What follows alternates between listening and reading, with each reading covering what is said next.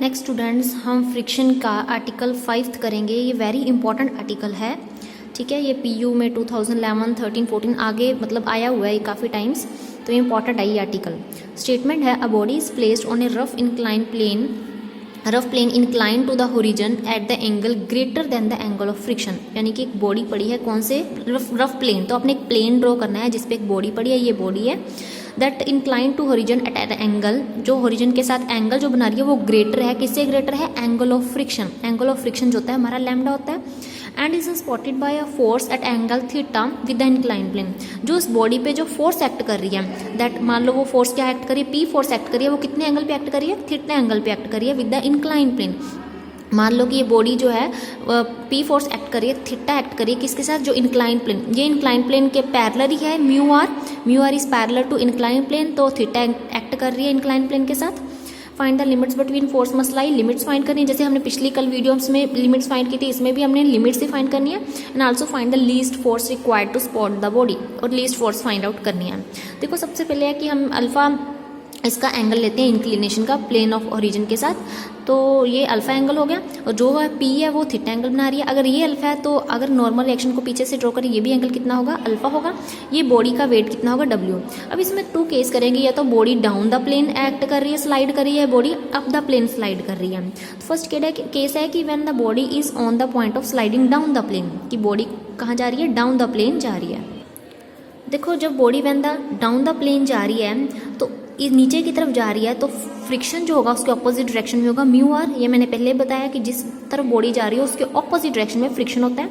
उस बॉडी की normal reaction are होती है, ऊपर वेट उसका डब्ल्यू होगा, और एंगल अल्फा पे है तो यहाँ रिजॉल्व होगा, जहाँ एंगल बनता है वहाँ कोस लगता है, तो यहाँ डब्ल्यू कोस अल्फा, और यहाँ क्या होगा हॉरिजॉन्टल में डब्ल्यू साइन अल्फा, ठीक है। अब पी भी तो रिजॉल्व कर रही है, पी जो है इसके साथ थीटा बना रही है म्यू आर के साथ, जिसके साथ एंगल बनता है वो कोस लगता है, तो पी इधर रिजॉल्व क्या करेगा, पी कॉस थीटा इस एरो के साथ, और वर्टिकली रिजॉल्व करेगा आर के साथ पी साइन थीटा, क्योंकि पी जो है ये 2 पार्ट्स में रिजॉल्व कर रही है, जिसके साथ थीटा बना रही है वहाँ कोस लगता है, पी कॉस थीटा, और ऑपोजिट डायरेक्शन में पी साइन थीटा, यानी वर्टिकल में पी साइन थीटा। अब हम इसको ना रिजॉल्व करते हैं along and perpendicular to incline plane. अच्छा, along the plane means horizontal, along the plane जैसे प्लेन इस तरफ है तो इसके लॉन्ग देखते हैं कौन कौन सी डायरेक्शंस आ रही हैं। इसके लॉन्ग तो आ रहे हैं, तो म्यू आर आ रहा है प्लेन के लॉन्ग, तो पी कोस थीटा भी आ रहा है, और डब्ल्यू साइन अल्फा भी आ रहा है, ठीक है। हॉरिजॉन्टल जो प्लेन के लॉन्ग है, तो जो सेम डायरेक्शन में वहाँ प्लस करेंगे। देखो पी कोस थीटा और म्यू आर की डायरेक्शन सेम है तो इन दोनों को प्लस करेंगे।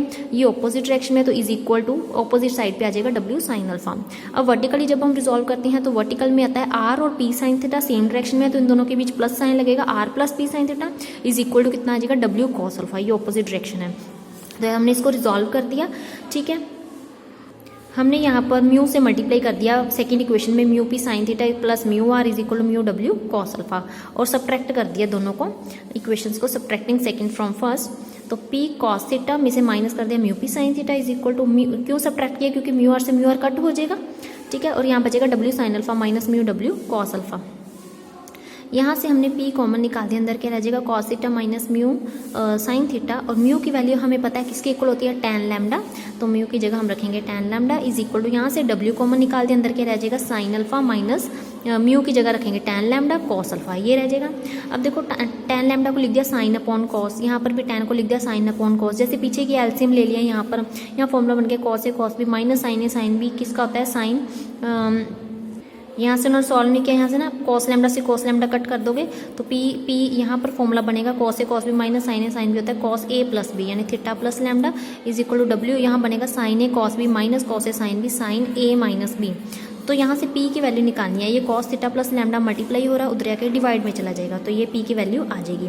ये फर्स्ट केस था। सेकंड केस में वैन बॉडी अप जा रही है moving up the plane, up जा रही है मीन्स ऊपर की तरफ जा रही है, अगर अप द प्लेन जा रही है ये डायरेक्शन में तो उसके ऑपोजिट डायरेक्शन में फ्रिक्शन होगा, म्यू आर ऑपोजिट डायरेक्शन में होगा, R is a normal reaction, W वैसी है, पी फोर्स जो है वो ही थीटा एंगल पे इंक्लाइन कर रही है, तो पी यहाँ पर रिजॉल्व करेगा, यहाँ होगा पी कॉस थीटा, यहाँ रिजॉल्व करेगा पी साइन थीटा, और डब्ल्यू भी यहाँ पर डब्ल्यू कॉस अल्फा, क्योंकि यहाँ अल्फा एंगल बन रहा है, और यहाँ डब्ल्यू साइन अल्फा। और रिजॉल्व वैसे ही करेंगे, पहले हॉरिजॉन्टली मतलब अलोंग द प्लेन देखते हैं, सेम डायरेक्शन में पी कॉस थीटा इधर है, ठीक है। और mu W sine alpha opposite direction में है, और एक म्यू आर और डब्ल्यू साइन अल्फा के बीच प्लस का साइन आना है क्योंकि वो सेम डायरेक्शन में है। देखो म्यू आर माइनस का इधर के क्या हो जाएगा प्लस का ना, तो mu R plus W sine alpha is equal to किसके आ जाएगा पी कॉस थीटा। और वर्टिकल में देखो पी साइन थीटा और आर सेम डायरेक्शन में, P sine theta plus R किसके इक्वल आ जाएगा डब्ल्यू कॉस अल्फा। तो यहाँ से फिर वैसे ही म्यू से मल्टीप्लाई कर दिया सेकंड इक्वेशन को, फिर हमने यहाँ पर देखो यहाँ म्यू आर माइनस का है, यहाँ म्यू आर प्लस का है, तो हम इसको खत्म करने के लिए ऐड करेंगे। तो हमने इसको दोनों को ऐड कर दिया ताकि म्यू आर खत्म हो जाएगा, तो ऐड किया दोनों को और म्यू की वैल्यू tan लैम्डा दोनों में पुट कर दी। वैसे ये सब सेम सॉल्व करना है, साइन अपॉन कॉस लिख देना, tan लैम्डा को एलसीएम लेके यहाँ से p की वैल्यू आ जाएगी W sine alpha plus lambda upon cos theta minus lambda.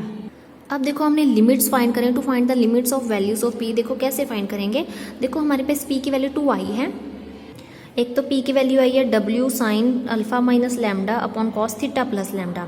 देखो ये p फोर्स अगर ये है, अगर p कम लग रही हो इस फोर्स से वैल्यू, p वैल्यू जो है p is less than this force, अगर p फोर्स कम लग रही है, यहाँ से कम लग रही है मीन्स कि हमने जो फर्स्ट केस किया था कि वो बॉडी है on the down the plane जा रही है, और यहाँ से p की वैल्यू जो कम लग रही है, p ऊपर से फोर्स कम लग रही है, तो ये बॉडी नीचे की तरफ जाएगी।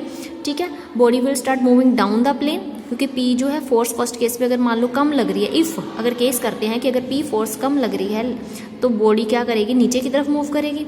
अगर सेकंड केस में हम करते हैं ये वाला, अगर p ज़्यादा लग रही है इससे, अगर p बहुत ज़्यादा ऊपर की तरफ फोर्स लग रही है तो बॉडी ने कहाँ मूव करना, ऊपर की तरफ मूव करना है, क्योंकि p फोर्स ज़्यादा लग रही है। तो p ज़्यादा लग रही है तो p कौन कहाँ मूव करेगी, the body will start moving up the plane.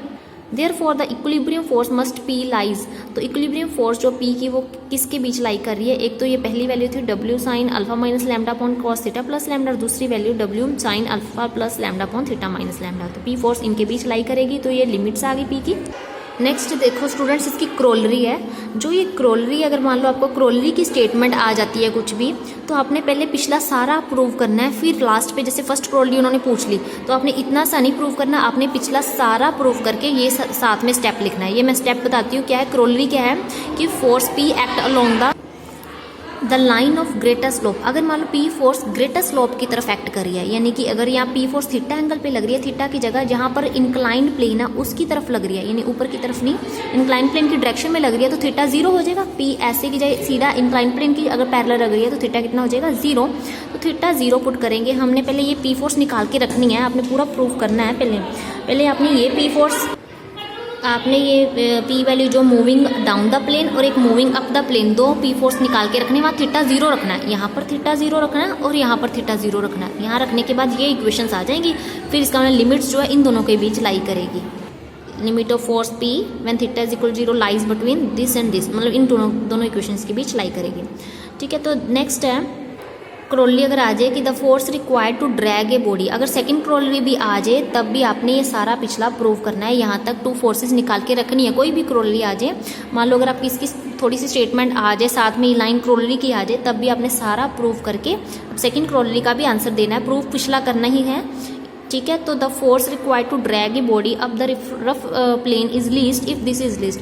अब जो फोर्स है वो ड्रैग करी बॉडी को अप द रफ प्लेन, यानी ऊपर की तरफ खींच रही है बॉडी को, तो वो लीस्ट है वैल्यू फोर्स जो ऊपर की तरफ खींच रही थी। वो फोर्स कौन सी थी, जो अप द प्लेन थी, वो फोर्स थी ये वाली थी ना फोर्स।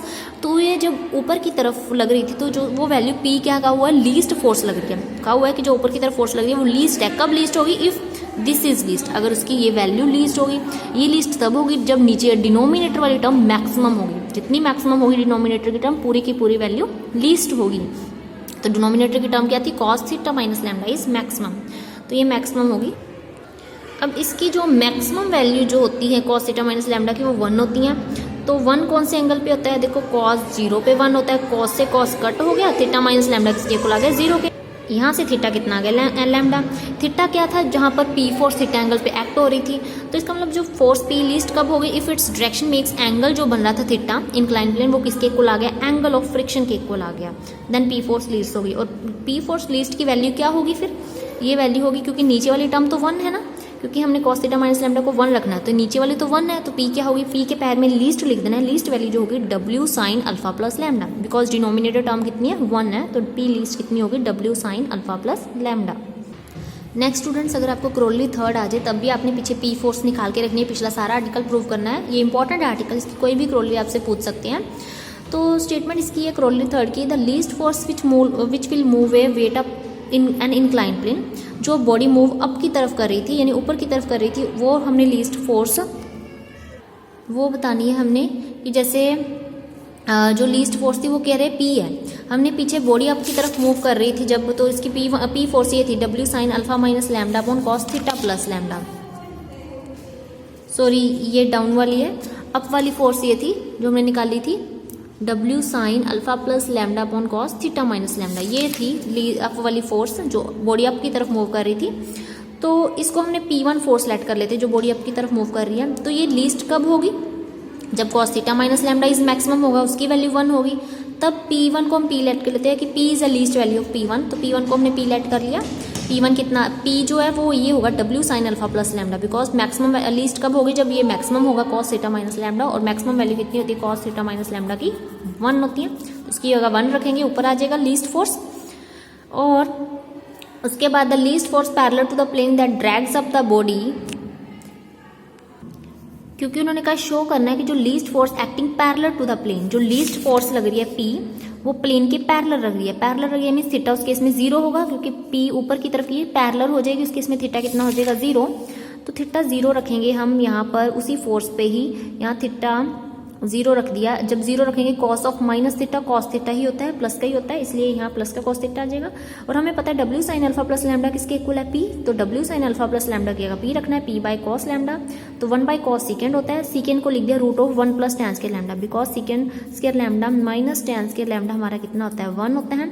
यहाँ से सीकेंड स्क्वायर लैम्डा की वैल्यू कितनी आ गई 1 प्लस टैन स्क्वायर लैम्डा, और यहाँ से सीकेंड लैम्डा वैल्यू कितनी आ गई root of 1 plus tan lambda, तो ये आ गई root of 1 plus tan square lambda.